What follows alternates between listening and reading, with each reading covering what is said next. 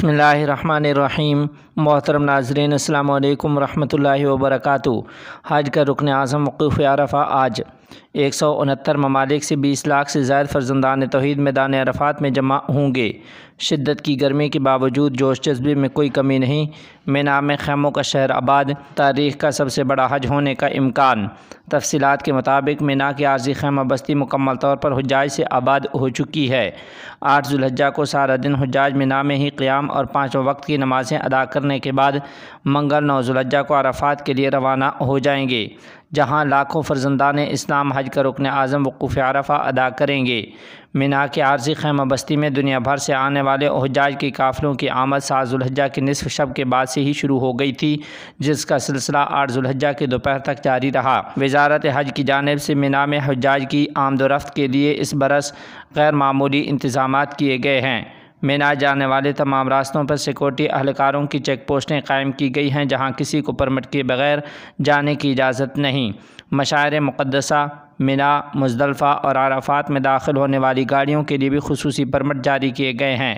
جن گاڑیوں کو مینا میں لے جانے کی اجازت دی گئی ہے، ان میں حجاج کی بسوں کے علاوہ سرکاری اداروں کی گاڑیاں، میڈیا اور حجاج کے لیے ضروری سامان منتقل کرنے والی گاڑیاں شامل ہیں۔ مشاعر مقدسہ میں کیے جانے والے انتظامات کے حوالے سے حجاج کرام کا کہنا ہے کہ انتہائی شاندار انتظامات کیے گئے ہیں۔ تھوڑے فاصلے پر سیکورٹی اہلکاروں کو تعینات کیا گیا ہے، جو ہر قسم کی رہنمائی کر رہے ہیں۔ آپ کو بتا دیں کہ آج 160 ممالک سے لاکھوں کی تعداد میں فریضہ حج ادا کرنے آئے فرزندان توحید حج کا رکن اعظم وقوف عرفہ کریں گے، خطبہ حج سنیں گے۔ اس سال خطبہ حج ڈاکٹر شیخ یوسف بن محمد دیں گے۔ مسجد نمرہ میں ظہر اور عصر کی نماز ایک ساتھ ادا کریں گے اور سورج غروب ہونے کے بعد عرفات سے مزدلفہ کے لیے روانہ ہوں گے۔ عشاء کے وقت مغرب اور عشاء کی نماز ایک ساتھ پڑھیں گے۔ شیطان کو کنکریاں مارنے کے لیے کنکریاں جمع کریں گے اور 10 ذی الحجہ کو طلوع آفتاب سے پہلے وقوف مزدلفہ ہوگا۔ 10 ذی الحجہ کو حجاج کرام پیغمبر حضرت جناب ابراہیم علیہ السلام کی سنت پر عمل کرتے ہوئے جانوروں کی قربانی کرتے ہیں اور جمرات پہنچ کر شیطان کی 3 علامتی شبیہوں کو کنکر مارنے کے بعد خانہ کعبہ پہنچ کر اس کا طواف کرتے ہیں۔ یہ تمام مناسک ادا کرنے کے بعد حجاج سفید چادروں پر مشتمل لباس یا احرام اتار کر عام لباس زیب تن کر سکتے ہیں، تاہم حجاج کے لیے لازمی ہوتا ہے کہ وہ اس کے بعد کی 2 یا 3 راتیں مینا میں ہی گزاریں۔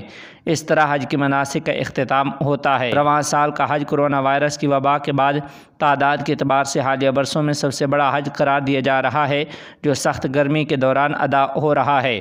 خبر رساں ادارے AFP کے مطابق اسلام کے مقدس ترین مقام پر اس دوران 20 لاکھ سے زائد عبادت گزاروں کی میزبانی کی جا رہی ہے، جن کا تعلق 160 ممالک سے ہے۔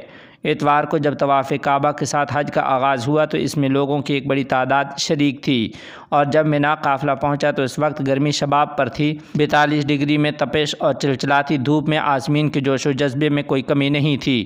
سعودی عرب کی وزارت حج و عمرہ کے ایک عہدیدار نے نام نہ ظاہر کرنے کی شرط پر خبر رساں ادارے AFP کو بتایا کہ رواں سال ہم تاریخ کے سب سے بڑے حج کا مشاہدہ کریں گے۔